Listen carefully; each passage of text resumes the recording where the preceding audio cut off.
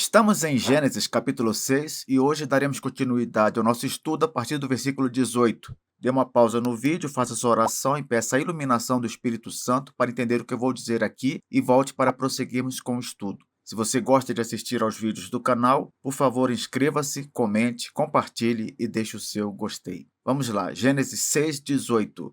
Contigo, porém, estabelecerei a minha aliança. Entrarás na arca, tu e teus filhos, e tua mulher, e as mulheres de teus filhos. Veja como começa o versículo. Contigo, porém, estabelecerei a minha aliança. Nós já ouvimos falar sobre aliança aqui no livro de Gênesis. Você lembra? Foi um comentário que eu fiz a Gênesis 2:17, que diz assim: Mas da árvore do conhecimento do bem e do mal não comerás, porque no dia em que dela comeres, certamente morrerás. Quando nós estudamos esse versículo de Gênesis 2:17, nós aprendemos a respeito da teologia do pacto, ou teologia da aliança. Falando de forma resumida, é o seguinte: a teologia do pacto é a estrutura bíblica que descreve a maneira como Deus se relaciona com a humanidade ao longo da história da redenção. O que é redenção, professor? Redenção significa o ato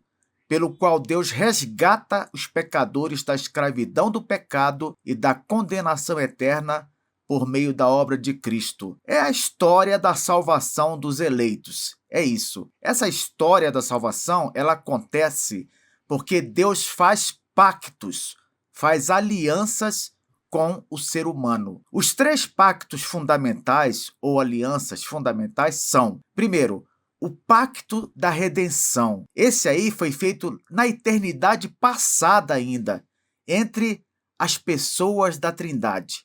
O Pai fez um acordo com o Filho e com o Espírito Santo para salvar o homem. Veja que isso já fez parte do plano eterno de Deus, desde antes da criação do mundo. Já dentro da história, o primeiro pacto que houve foi o pacto das obras, feito com Adão antes da queda. O pacto das obras era o seguinte: se você obedecer tudo que eu falar, obedecer perfeitamente, é claro, você vai conseguir a vida eterna. Lembra que lá no jardim Deus falou: pode comer de qualquer fruto, menos desse. Pois bem, esse era o pacto das obras. Mas nós já sabemos, Adão falhou, não cumpriu o pacto, caiu e nós caímos junto com ele. Porém, logo após a queda, Deus anunciou o pacto da graça. Que pacto é esse? Foi aquela promessa de salvação logo após a queda. Aquilo que nós vemos em Gênesis 3:15, quando é prometido um redentor, o descendente da mulher, que esmagaria a cabeça da serpente. Podemos dizer que Deus tem um plano soberano para salvar seus eleitos.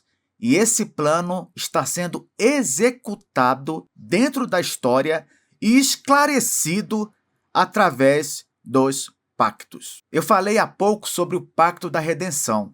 Esse pacto que foi feito antes da criação do mundo entre o Pai, o Filho e o Espírito Santo.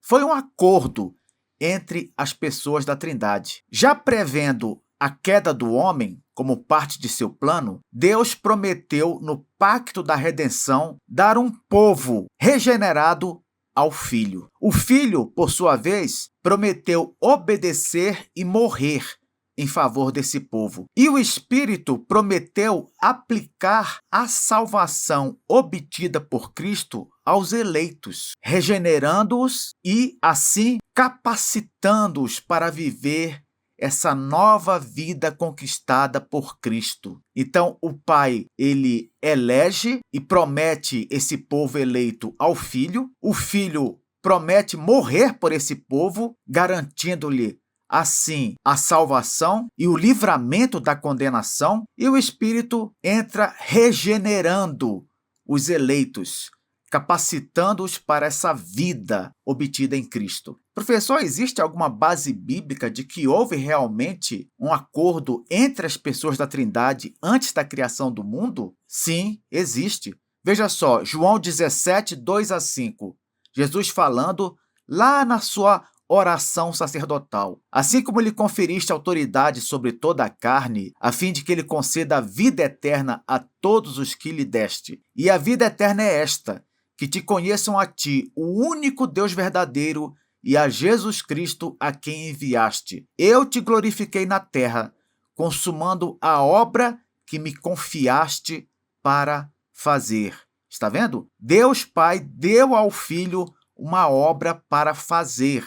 E quando foi que ele deu essa obra? Obviamente, antes da própria encarnação, ainda na eternidade passada, nesse pacto da redenção do homem. Versículo 5. E agora glorifica-me, ó Pai, contigo mesmo, com a glória que eu tive junto de ti antes que houvesse mundo. 2 Timóteo 1,9 diz que nos salvou e nos chamou com santa vocação, não segundo as nossas obras, ou seja, não foi por causa de fé prevista, não, mas conforme a sua própria determinação e graça que nos foi dada em Cristo Jesus antes dos tempos eternos.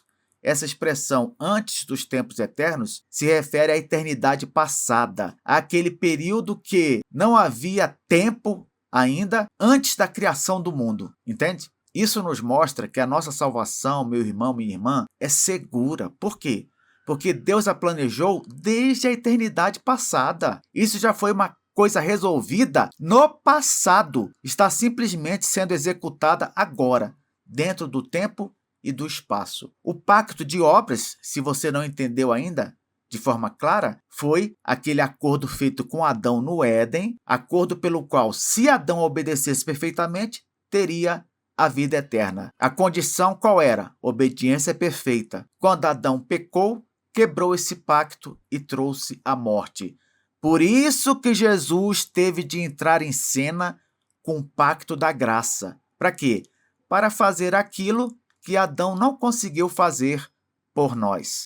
Mas muitos teólogos dizem que lá no Éden não houve nenhum pacto com Adão, porque não aparece a palavra pacto ou aliança no Éden. Tudo bem, só que o profeta Oséias, no seu livro, em Oséias 6, versículo 7, diz assim: mas eles transgrediram a aliança, como Adão. Eles se portaram aleivosamente contra mim. Viu só? O profeta Oséias diz que houve sim uma aliança com Adão. Que aliança foi essa? Só pode ter sido o pacto de obras já mencionado aqui por mim. Se houve a necessidade de um pacto da graça que incluísse Jesus como nosso Redentor, é óbvio que o homem não pode salvar a si mesmo. Se isso fosse possível, Deus nem precisaria mencionar a Cristo, concorda?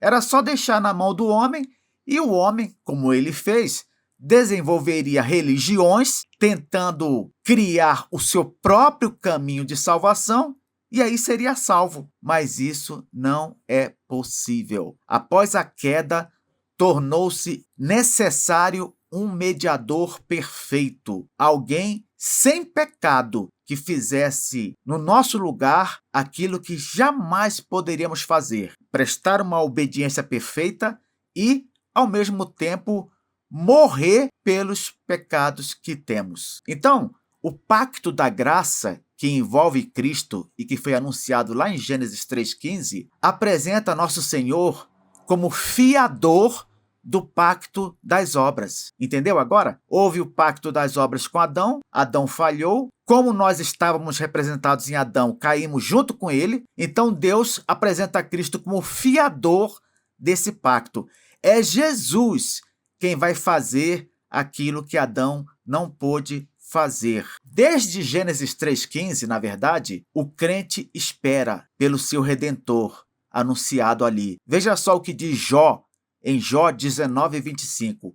Porque eu sei que o meu Redentor vive, e por fim se levantará sobre a terra. Jó, ele viveu na época dos patriarcas, na época de Abraão, e ele já disse naquela época que sabia que o seu Redentor vivia e que um dia se levantaria sobre a terra. Todos os crentes do Antigo Testamento também esperaram por esse Redentor e, se foram salvos, foram salvos por ele. É exatamente isso que o apóstolo Pedro afirma em Atos 15, versículos 10 e 11. Olha o que o apóstolo Pedro diz. Agora, pois, por que tentais a Deus, pondo sobre a cerviz dos discípulos um jugo que nem nossos pais puderam suportar, nem nós, mas cremos que fomos salvos pela graça do Senhor Jesus, como também aqueles o foram. Que impressionante! O apóstolo Pedro está dizendo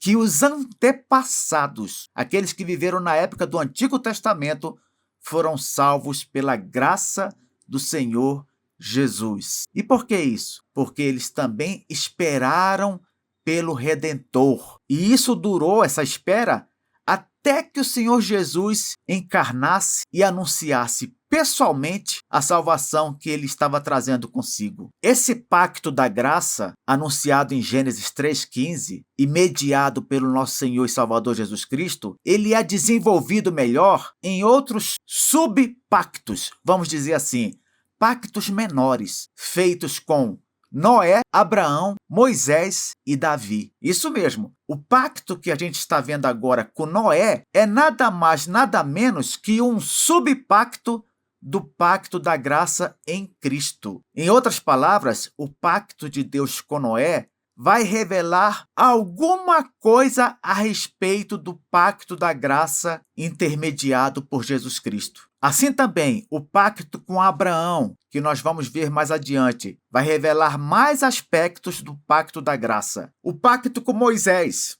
no Sinai, vai revelar também mais alguma coisa do pacto da graça. E o pacto com o rei Davi também vai revelar alguma novidade em relação ao pacto da graça. Isso vai durar, meus irmãos, minhas irmãs, até que Jesus venha e traga o que ele chamou de nova aliança. O que seria a nova aliança? Seria o pacto da graça, anunciado em Gênesis 3,15, administrado pelo próprio Redentor. Mas vamos voltar aqui a Gênesis 6,18, retomando esse pacto feito com Noé, que é um subpacto do pacto da graça. Diz assim: contigo, porém, estabelecerei a minha aliança. Entrarás na arca, tu e teus filhos, e tua mulher, e as mulheres de teus filhos. Curiosamente, esta aqui é a primeira menção explícita da palavra aliança na Bíblia. Em hebraico é berit. Essa aliança com Noé ficou conhecida entre os teólogos reformados como aliança da preservação.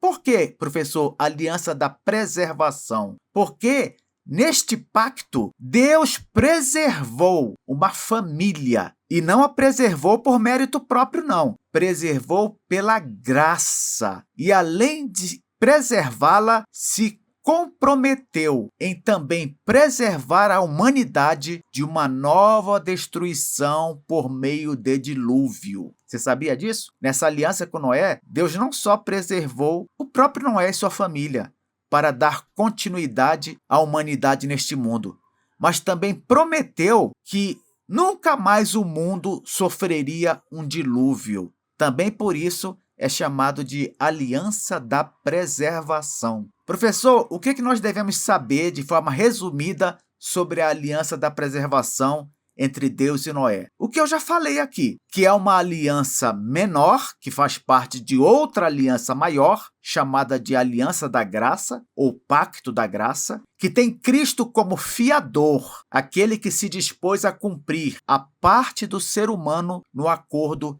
entre Deus e homem. Deus sempre quis obediência perfeita, sempre. E nós só não temos de dar a Deus esse tipo de obediência porque Jesus é o nosso fiador. Foi ele quem obedeceu perfeitamente à lei no nosso lugar. Por isso, a nossa segurança de salvação não está em nossos esforços, mas justamente nessa aliança que Deus fez conosco através de Cristo. Também vemos aqui, e eu quero destacar isso, a bênção da família. Por quê, professor? Porque Deus salva Noé junto com os seus parentes. Já parou para pensar nisso? Ele não salva apenas Noé, ele salva Noé, seus filhos, a esposa de Noé, inclusive as noras de Noé. Isso nos lembra de orar e testemunhar dentro do lar. Por quê?